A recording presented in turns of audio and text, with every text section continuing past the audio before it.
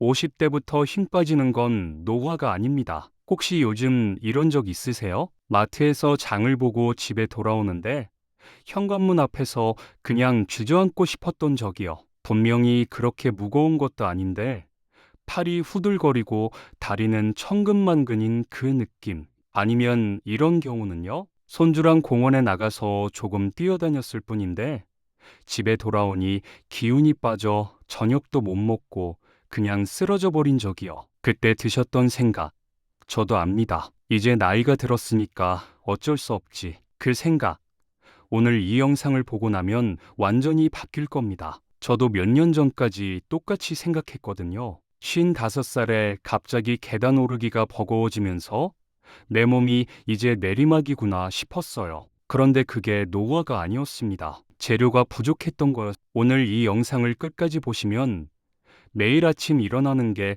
훨씬 가벼워집니다. 계단 오를 때 숨이 차던 것도, 뭔가를 들 때 힘이 딸리던 것도 눈에 띄게 달라집니다. 요즘 만날 때마다 힘이 없다는 친구가 있으시다면 이 영상 링크 하나 보내주세요. 자, 그럼 시작할게요.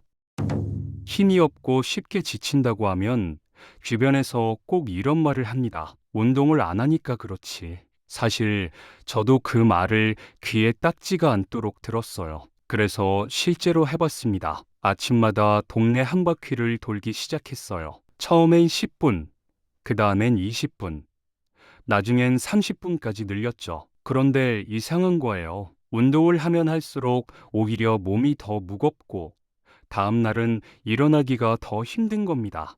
내가 잘못하고 있나 싶어서 동네 헬스장도 등록해 봤어요. 트레이너 선생님한테 배우면서 열심히 했는데 2달을 해도 근육은커녕 몸이 더 지쳐갔습니다. 그때 트레이너 선생님이 저한테 딱 한마디를 했어요. 선생님, 혹시 단백질 드시고 계세요? 저는 그 순간 멈칫했습니다. 단백질이요? 그냥 밥 먹고 고기도 가끔 먹는데 그게 부족하다고요? 그런데 알고 보니 그게 진짜 문제였습니다. 집을 지을 때를 생각해 보세요. 아무리 좋은 일꾼들이 와도 벽돌이 없으면 집이 지어지지 않잖아요. 우리 몸도 똑같습니다. 운동은 몸에게 지금 근육을 만들어라 라고 신호를 보내는 것 뿐이에요. 실제로 근육을 만드는 재료, 그 벽돌이 바로 단백질입니다. 재료 없이 공사만 시키면 어떻게 될까요? 일하는 사람만 지치고 아무것도 만들어지지 않습니다. 50대 이후에 운동에도 효과가 없고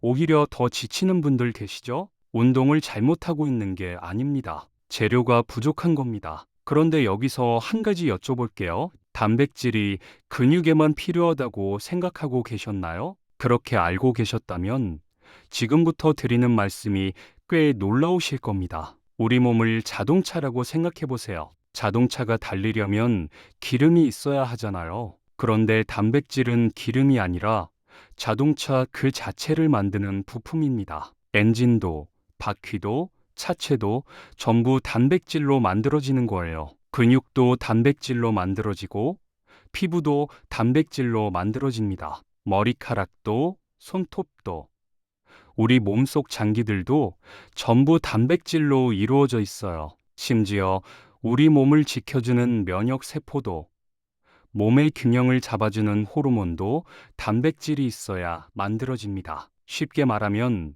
단백질은 우리 몸을 유지하고 새로 만드는 모든 것의 재료입니다. 그런데 문제가 있어요. 이 재료, 몸에 쌓아둘 수가 없습니다. 탄수화물은 지방으로 바뀌어서 몸에 저장이 되는데 단백질은 저장이 안 됩니다. 오늘 먹은 단백질은 오늘 쓰이고 남으면 그냥 몸 밖으로 빠져나가 버려요. 그래서 매일매일 꾸준히 채워줘야 합니다. 그런데 여기서 50대 이후에 정말 중요한 얘기가 하나 있어요. 젊었을 때는 단백질을 먹으면 몸이 잘 흡수했습니다. 그런데 나이가 들면서 우리 위장의 기능이 조금씩 약해져요. 위산이 줄어들고 소화 효소도 덜 나옵니다. 쉽게 말씀드리면 같은 양의 고기를 먹어도 30대 때는 100을 흡수했다면 50대 이후엔 60, 70밖에 흡수하지 못합니다. 여기 물이 새는 양동이가 있어요. 아무리 물을 열심히 부어도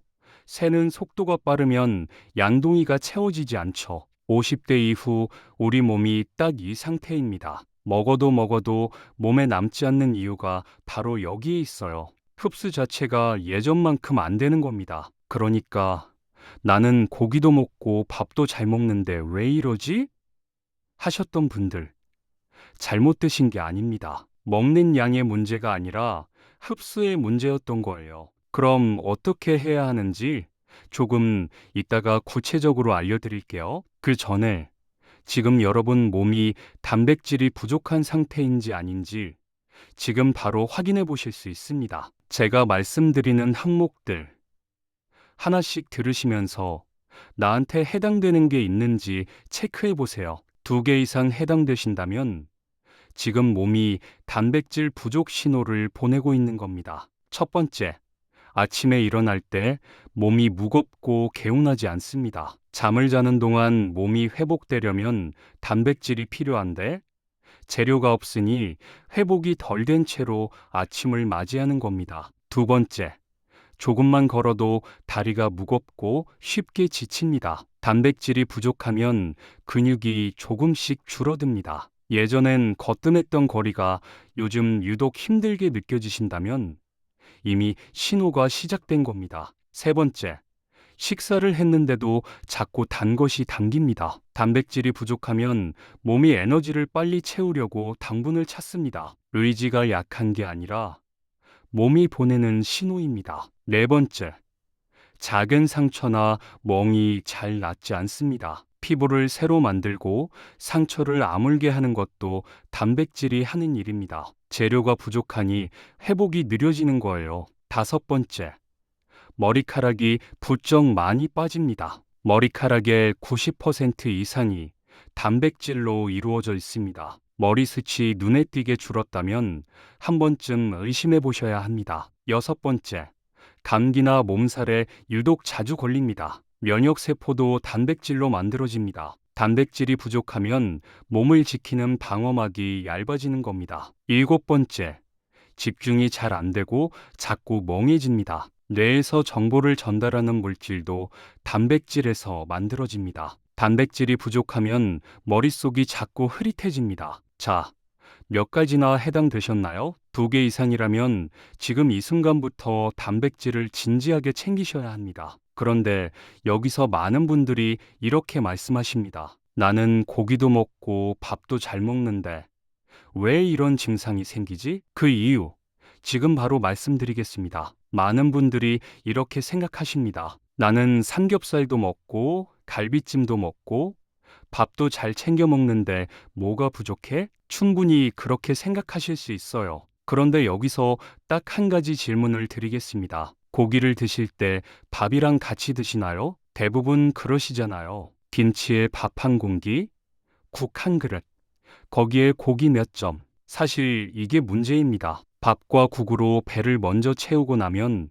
정작 단백질이 들어올 자리가 없어집니다. 고기를 먹긴 먹었는데 양이 턱없이 부족한 거예요. 50대 이후 하루에 필요한 단백질 양이 얼마인지 아세요? 체중 1kg당 1.2g에서 1.5g입니다. 몸무게가 60kg이라면 하루에 단백질을 최소 72g에서 90g을 드셔야 합니다. 삼겹살 한 인분에 단백질이 약 20g 정도 들어 있습니다. 그 말은 삼겹살만으로 하루 단백질을 채우려면 4인분 가까이 드셔야 한다는 얘기예요. 현실적으로 쉽지 않죠. 그리고 한 가지 더 말씀드리고 싶은 게 있어요. 고기를 먹어도 흡수가 안 되는 경우가 있습니다. 기름진 고기, 구운 고기는 소화 자체가 오래 걸리고 위장에 부담을 줍니다. 50대 이후 약해진 소화 기능으로는 흡수율이 더 떨어질 수밖에 없어요. 그래서 무엇을 먹느냐만큼 어떻게 먹느냐가 훨씬 더 중요합니다. 밥을 중요하게 여기는 식사도 한번 돌아보셔야 합니다. 탄수화물은 몸에서 에너지로 쓰이고 남으면 지방으로 저장됩니다. 그런데 탄수화물로 배를 채워버리면 단백질을 먹을 여유가 사라집니다. 밥 한 공기를 조금 줄이고 그 자리에 두부 한 모, 달걀 하나, 생선 한 토막을 올리는 것만으로도 몸이 달라지기 시작합니다. 먹는 양을 늘리라는 게 아닙니다. 무엇으로 채우느냐를 바꾸자는 겁니다. 자, 그럼 이제 실제로 어떻게 하면 되는지 말씀드릴게요. 복잡하지 않습니다. 내일 아침부터 바로 할 수 있는 것들만 골랐습니다. 첫 번째, 아침에 단백질을 먼저 챙기세요. 많은 분들이 아침을 죽이나 토스트, 아니면 그냥 커피 한 잔으로 때우십니다. 그런데 아침이 단백질 섭취의 골든타임입니다. 자는 동안 8시간 가까이